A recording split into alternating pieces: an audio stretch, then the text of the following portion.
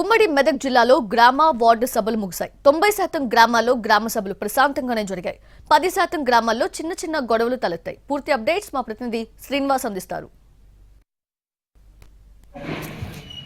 ఉమ్మడి మెదక్ జిల్లా వ్యాప్తంగా కూడా ప్రజాపాలన కార్యక్రమంలో భాగంగా నిర్వహించినటువంటి గ్రామ సభలు వార్డు సభలు అయితే ముగిశాయి. అయితే చెదురుముదురు ఘటనల మినహా మాత్రం ఉమ్మడి మెదక్ జిల్లా వ్యాప్తంగా ఇటు సంగారెడ్డి జిల్లా, సిద్దిపేట జిల్లా, మెదక్ జిల్లా ఈ 3 జిల్లాల్లో మాత్రం ప్రశాంతంగానే ముగిశాయని చెప్పుకోవచ్చు. అయితే ఎక్కువగా ఈ గ్రామ సభల్లో మాత్రం ఎక్కువగా అర్హులైన వారికి పథకాలు రాలేదంటూ కూడా చాలామంది కూడా ఆందోళనలకు దిగినటువంటి పరిస్థితి అయితే నెలకొంది. ముఖ్యంగా చూసుకుంటే మాత్రం సంగారెడ్డి జిల్లా, మెదక్ జిల్లా, సిద్దిపేట జిల్లా ఈ 3 జిల్లాల్లోనూ కూడా చాలా చోట్ల వరకు కూడా లబ్ధిదారులు ఆందోళనలు చేశారు. అసలైన లబ్ధిదారులకు అర్హులైనటువంటి వారికి కాకుండా అనర్హులైనటువంటి వారికే ఎక్కువగా కూడా ఈ గ్రామ సభలో ఎవరైతే పేర్లు ప్రకటించారో వారంతా అనర్హులంటూ కూడా వారంతా ఆందోళనకు దిగినటువంటి పరిస్థితి. అయితే అధికారులు మాత్రం ఇది మొదటి జాబితానే, ఇంకా జాబితాలు వస్తుంటాయి, ఇదే ప్రామాణికం కాదని చెప్పినప్పటికీ కూడా చాలామంది కూడా ఫస్ట్ విడతలోనే తమ పేరు రావాలి, కానీ ఎందుకు రాలేదని చెప్పి వారంతా కూడా ఆగ్రహం వ్యక్తం చేస్తూ ఇటు అధికారులను నిలదీసినటువంటి పరిస్థితి. చాలా చోట్ల కూడా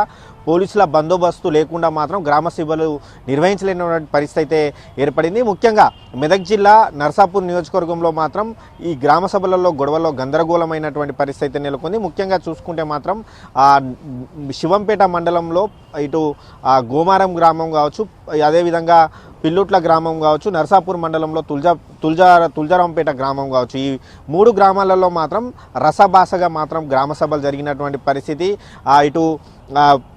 ఇటు బీఆర్ఎస్ అదేవిధంగా బీజేపీ నాయకులు మాత్రం ఇటు ప్రజాపాలన కార్యక్రమంలో ఇటు MLA Sunitha Lakshma Reddy, Medak MP Raghunandan Rao photo పెట్టలేదని చెప్పి గొడవకు దిగారు. ఆ తర్వాత కాంగ్రెస్ కార్యకర్తలకే ఈ పథకాలన్నీ కూడా ఇస్తున్నారని చెప్పి ఆరోపించినటువంటి పరిస్థితి ఉంది. అదేవిధంగా దుబ్బాకలో ఈరోజే ఇటు దుబ్బాక లచ్చంపేట వార్డు సభలో తనకు ఇందిరమ్మ ఇండ్లు రాలేదని చెప్పి కూడా ఓ వ్యక్తి సెల్టవరెక్కి హల్చల్ చేశాడు.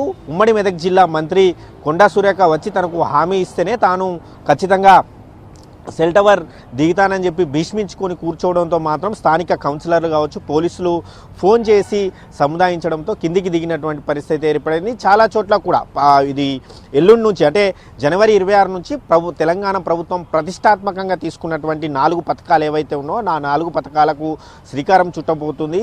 నూతన రేషన్ కార్డులు కావచ్చు, అదేవిధంగా ఇందిరమ్మ ఇండ్లు కావచ్చు, రైతు భరోసా కావచ్చు, అదేవిధంగా కౌలు రైతులకు ఇచ్చేటువంటి ఆత్మీయ భరోసాగా కావచ్చు, ఈ 4 పథకాలను కూడా తెలంగాణ ప్రభుత్వం ప్రతిష్టాత్మకంగా తీసుకుంది. అయితే చాలా చోట్ల కూడా అధికారులు ఇటు ప్రజలకు నచ్చజెప్పడంలో ఫెయిల్ అయ్యారని చెప్పుకోవచ్చు. చాలా వరకు కూడా అంటే ఆ లిస్టులో పేరు చదవగానే చాలామంది గ్రామస్తులు లిస్టులో తమ పేరు ఎందుకు లేదని చెప్పి ప్రశ్నించినప్పుడు వారికి చెప్పేటువంటి సమాధానంలో అధికారులు కరెక్ట్గా చెప్పలేకపోవడం వల్లనే చాలా చోట్ల కూడా గొడవలు అవుతున్నాయి. ఎందుకనంటే ఈ లిస్ట్ ఏదైతే ఉందో ఇది మొదటి విడత లిస్టు. ఇంకా ఈ లిస్ట్ అనేది విడతల వారీగా వస్తుంటుంది. ప్రతి ఒక్కరికి కూడా సంక్షేమ ఫలాలు అందిస్తామనేది ప్రభుత్వం చెప్తున్నటువంటి మాట ప్రభుత్వం కూడా స్పష్టం చేసింది. కానీ అధికారులు ఈ వాస్తవాన్ని అంటే ఈ విషయాన్ని ప్రజల్లోకి తీసుకెళ్లే విషయంలో ఫెయిల్ అవుతుండడంతో మాత్రం చాలా చోట్ల కూడా తమకు పథకాలు రావట్లేదు, తెలంగాణ ప్రభుత్వం తీసుకున్నటువంటి పథకాలకు తాము అన్ని అర్హతలున్నా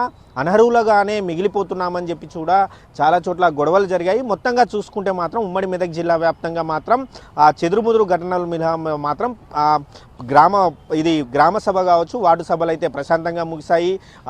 ఇటు మంత్రి దామోదర రాజనరసింహ నిన్న తన సొంత నియోజకవర్గం అయినటువంటి ఆందోళ్ నియోజకవర్గంలో నేరేడుగుంట గ్రామంలో గ్రామ సభలో పాల్గొన్నారు. అదేవిధంగా ఉమ్మడి మెదక్ జిల్లా ఇన్ఛార్జ్ మంత్రి అయినటువంటి కొండా సురేఖ మాత్రం ఉమ్మడి మెదక్ జిల్లాలో జరిగినటువంటి ఏ గ్రామ సభలోనూ పాల్గొనలేదు. కెమెరామ్యాన్ రమేష్తో శ్రీనివాస్, ఎన్టీవీ, ఉమ్మడి మెదక్.